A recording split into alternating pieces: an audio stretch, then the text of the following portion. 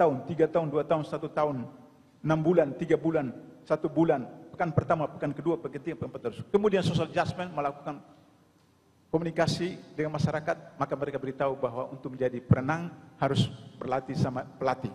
Maka pelatih mengajarkan dia bagaimana teori berenang. Tapi problemnya ketika dia berada di depan kolam, bagaimana bisa? Maka konsentrasi otak, estrogen keluar, adrenalin keluar, maka dengan hatinya, dengan otaknya, bahunya bergerak, kaki kecilnya, maka dia berenang. Anda bisa praktekkan. Itu adalah bagaimana jujur terhadap diri sendiri. Dalam konteks itu Imam Ghazali menyatakan 4 falsafah tahu. Ada orang yang tahu bahwa dia tahu, ada orang yang tahu bahwa dia tidak tahu, ada orang yang tidak tahu bahwa dia tahu, ada orang yang tidak tahu bahwa dia tidak tahu. Tolong betul mahasiswa jangan ikut jenis orang keempat ini. Berbahaya. Saya mau ambil ilustrasi.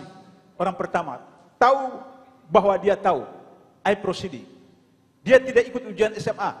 Ketika dia mau ikut ujian SMA, dia tahu bahwa soal ujian SMA itu bocor. Maka dia merasa, ngapain saya ikut ujian SMA? Oh, saya bisa, saya tahu. Maka dia kemudian membaca, menulis sampai ribuan buku dia, artikel dia, ratusan buku dia. Dan dalam waktu umur 29 tahun, dia menjadi dosen luar biasa di Unpad untuk Fakultas Sastra. Dan kemudian pada usia 43 tahun menjadi profesor tamu di Tokyo University sampai pensiun. Dan dia jadi ketua DKD, dia jadi ketua dan seterusnya. Tidak tamat SMA. Karena dia tahu bahwa dia tahu. Maka dia aktif, dinamis, dan seterusnya. Yang kedua, orang yang tahu bahwa dia tidak tahu. Einstein IQ 160, tapi dia tidak termasuk pelajaran cemerlang. Tidak termasuk mahasiswa cemerlang. Bahkan hampir drop out. Dia keluar. Tapi ketika sudah di luar lah kemudian, karena dia tahu bahwa dia tidak tahu, dia belajar, dia lakukan penelitian, penyelidikan, dan seterusnya, kemudian menemukan teori relativitas dan penerima hadiah Nobel. Nah, orang seperti ini, kalau ditegur, oh maaf, saya keliru, saya tidak tahu. Karena dia tahu bahwa dia tidak tahu, maka dia belajar, dia berusaha, dan seterusnya. Dan yang ketiga, Thomas Alva Edison. Umur 4 tahun di playgroup di TK, gurunya memulangkan dia dengan surat kepada ibunya, anak ibu bodoh, ambil bawa dia keluar. Kata ibunya, tidak, anak saya tidak bodoh, saya sendiri yang akan mengajarkan dia. Maka kemudian ibunya mengajarkan dia sehingga kita tahu bagaimana prestasi Thomas Edison menciptakan telegraf, menciptakan grafon, lampu, menciptakan 1000 lebih hak paten. Jadi orang yang tidak tahu bahwa dia tahu. Maka dosen punya tugas untuk mengeksplorasi mahasiswa. Yang mungkin mahasiswa itu tidak tahu potensinya, maka dieksplorasi. Orang tua, ayah ibu mengeksplorasi potensi anaknya. Sehingga kemudian seperti itu. Jadi itu tentang, saya tidak bisa menampilkan orang yang tidak tahu bahwa dia tidak tahu. Karena sekarang sudah ada surat edaran Kapolri bahwa berbahaya. Nanti kemudian saya bisa dipenjara. Jujur terhadap orang lain. Tidak mungkin Anda jujur kepada orang lain kalau Anda tidak mengakui kelemahan Anda sendiri.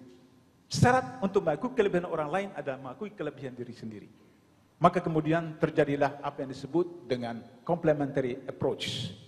Ada kesebelasan bola kaki, namanya juga kesebelasan karena ada 11 orang.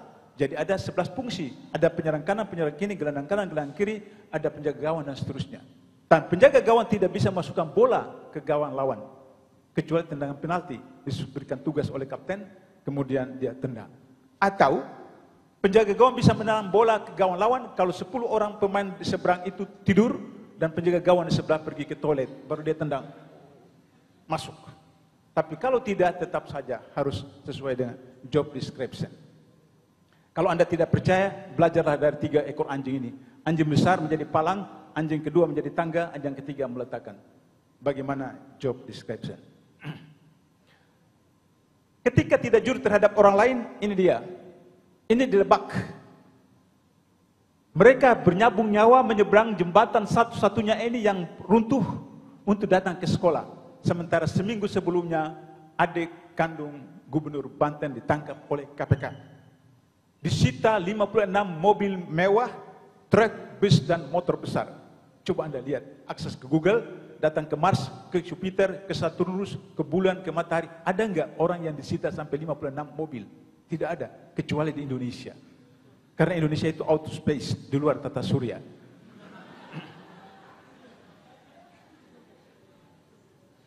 Ini di Palu, 1 meter jeblos. Ini di Kuker, baru 10 tahun jembatan dibangun, hancur. Karena korupsi.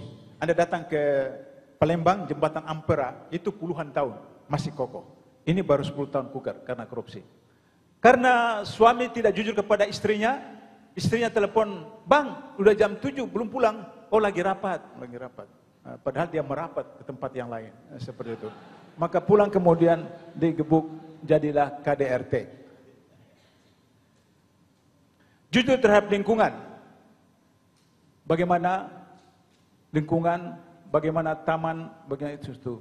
Jadi menjaga kebersihan air dan udara dan halaman rumah, rajin menanam tanaman dan pohon. Anda lihat tahun ke-18 asap 4 bulan meliputi negara kita.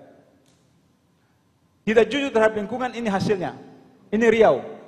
KPK tangkap paling banyak Riau. Mulai dari bupatinya, kanunnya, terakhir gubernurnya. Karena 8,2 hektar hutan rusak per menit di Riau. Bukan per tahun, bukan per bulan, per menit. 8,2 hektar hutan rusak. Maka kalau hutan sudah tidak ada, seperti di Wasior ini kampung. Tapi begitu datang banjir, karena hutan sudah ditebang, maka habis ini kampung. Tinggal lagi musola kecil. Saya yakin ini musola dibangun dengan uang halal. Kalau dia pakai uang haram, pasti juga habis. Ini kemudian kebakaran. Kebakaran itu karena orang Indonesia naik motor, itu pakai isap rokok. Kemudian puntung rokok dibuang. Panas, kebakaran. Orang Jepang datang ke Indonesia, mereka heran-heran lihat orang Indonesia naik motor, isap rokok. Bawa mobil, isap rokok. Kerja, isap rokok. Apa saja isap rokok. Tidak masuk memori orang Jepang. Seperti itu. Kok kerja sambil merokok seperti itu. Ini di Kabupaten Bandung ini, Kabupaten Bandung. Ini di Kabupaten Bandung. Ini juga di Jawa Barat. Ini Sungai Citarum ini. Sungai Citarum. Ini sampah dan ini bisa ada perahu di atas sampah ini. Itu Citarum, Sungai Citarum. Itu orang Indonesia. Jadi wajar kalau iblis tidak mau bertugas di Indonesia. Konsisten, satunya kata dan perbuatan, teguh pendirian, tabah, tetap berusaha, optimistik, berperilaku sederhana. Ini dia. Menurut saya ini cantik perempuan ini, pakai jilbab, senyum. Tapi apa kesalahan dia? Ada yang bisa, mahasiswa? Apa kesalahan dia? Jam 10 lewat 10, datang kantor jam 10 dan senyum, ketawa, tidak rasa miris, tidak rasa berdosa, seperti itu. Teguh pendirian. Yang kedua, ini saya amalkan. Di rumah saya berangkat dari rumah jam 5, saya buka itu keran, menetes. Jam 10 saya pulang ke rumah, bak itu sudah penuh. Jadi teguh pendirian. Masih ingat definisi garis? Kumpulan titik-titik. Kumpulan titik-titik. Jadi dari titik 1 sampai ke sejuta. Ada garis lurus, ada garis bengkok, ada lengkung. Dan garis yang paling mudah dan paling cepat, garis lurus. Siratan mustaqim. Masih ingat ini? Nelson Mandela di penjara 27 tahun.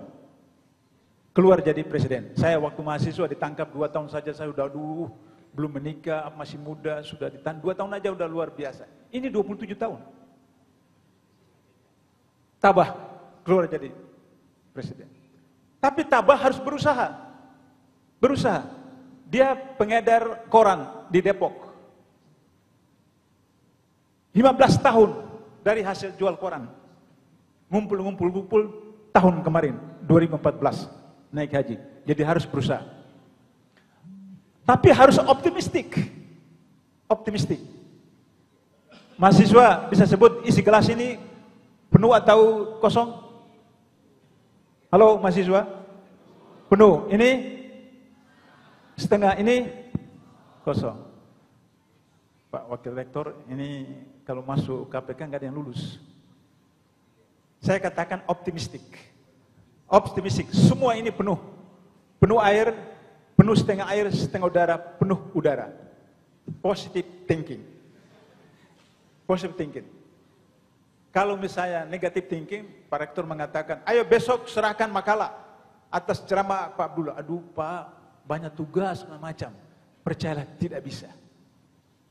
Positive thinking, kata Pak Rektor, siap laksanakan. Anda pulang langsung depan laptop. Estrogen, adrenalin. Besok sebelum subuh selesai. Positive thinking. Terakhir, berperilaku sederhana. Ini Menteri Besar. Kalau kita gubernur. Baru meninggal tahun lalu di Kelantan, Malaysia. Cara pakainya pergi kantor begini dan itu cara makannya. Satu lauk. Gajinya tidak ambil separuh. Separuh dimasukkan ke Betumal untuk fakir miskin dan seterusnya. Bukan dia tidak kaya, dia kaya. Tapi dia berperilaku sederhana. Sense of crisis, kata Pak Wakil Rektor tadi itu. Komitmen terhadap visi dan misi. Pilarnya adalah setiap terhadap perjuangan, berprestasi tinggi, berjiwa melayani pelanggan. Masih ingat ini? Hachiko.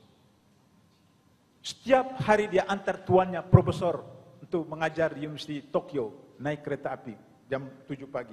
Jam 5 sore dia jemput. Selama setahun setengah. Pada sesudah itu besoknya tuannya tidak datang.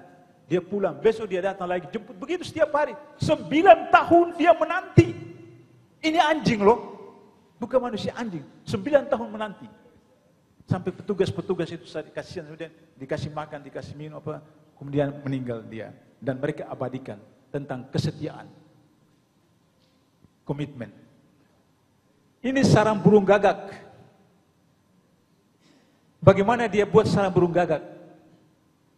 Mas lihat itu apa? Dari apa itu sarang? Dari apa? Jerami. Hah? Kawat apa? Hanger. Jadi setelah jerami dia sudah habis, tidak cukup, dia pergi ke rumah-rumah kampung. Lihat ada gantungan pakaian, dia ambil gantungan pakaian. Dia buat. Itu gagak. Karena komitmennya kepada keluarganya. Cari itu. Kemudian ketika bayinya menetas, dia tidak urus. Pernah lihat bayi burung gagak? Nanti coba praktekkan mahasiswa. Dia tidak urus. Kenapa? Karena bayi burung gagak itu dianggap itu bukan anaknya. Dia pikir ini mungkin anak selingkuhan, anak haram apa semacam. Karena bayi gagak itu warnanya putih. Sedang gagak itu warnanya hitam. Terus bagaimana burung gagak itu bisa survive? Dia melepaskan aroma dalam tubuhnya. Maka sekitar 100 meter ada anai-anai, ada semut, ada lipas yang mencium bau itu mendatangi sumber bau di depan burung gagak. Terus burung tok, cok, cok, selesai.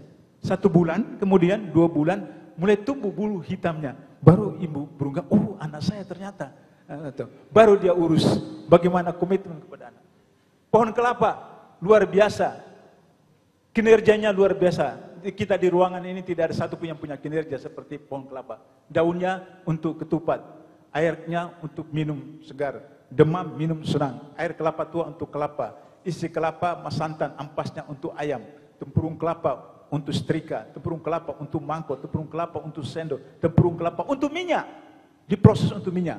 Kemudian sabut kelapa untuk tali, untuk kesetan, pohon kelapa untuk tiang rumah jembatan. Dan akar pohon kelapa Anda rebus beberapa dengan 2 gelas air sampai 1 gelas air Anda minum. Maka pinggang Anda tidak hilang, tapi sakit pinggang Anda hilang. Nah ini tukang jamu ini, tukang jamu jual lemo. Jadi itu kelapa dari atas sampai ke bawah. Rabbana ma khalaqta hadza batila. Maha suci Engkau ya Allah, tidak sesuatu yang Kau ciptakan yang sia-sia. Melayani pelanggan. Pelanggan ada raja. Maka kemudian harus diutamakan pelanggan. Sehingga dalam soal kinerja kata Rasulullah, beruntung orang yang lebih baik prestasinya hari ini dari kemarin. Rugilah orang yang prestasinya hari ini sama dengan kemarin. Celaka orang yang prestasinya hari ini lebih buruk dari kemarin. Jadi mahasiswa, kalau kemarin B, sekarang B tahun ini nilainya, maka Anda rugi. Kalau kemarin A, sekarang B, celaka Anda. Anda beruntung kalau kemarin B, sekarang A, dan tahun depan A terus sampai lulus. 2 menit lagi, Pak. 2 menit lagi. Oke. Saya mau jelaskan saja ini. Anda lihat, menurut logika, batu ini mesti jatuh. Tapi itu tidak tegak. Batu besar, batu kecil, batu sedang, batu besar. Apa yang terjadi kalau batu kecil ini saya ambil? Itu saya ambil. Apa yang terjadi? Runtuh. Itulah keadilan substantif. Jadi Anda presiden, bupati, gubernur, wali kota, rektor, wakil rektor, presiden, bupati, apa saja, jangan sombong angkuh takabur. Karena tanpa ada karyawan, pegawai kecil tidak bisa. Ketika pembantu rumah libur, bulan lebaran, maka Anda harus nyetrika sendiri, ngepel sendiri, masak sendiri, nyapu sendiri. Jadi orang-orang kecil menjadi penting sekali.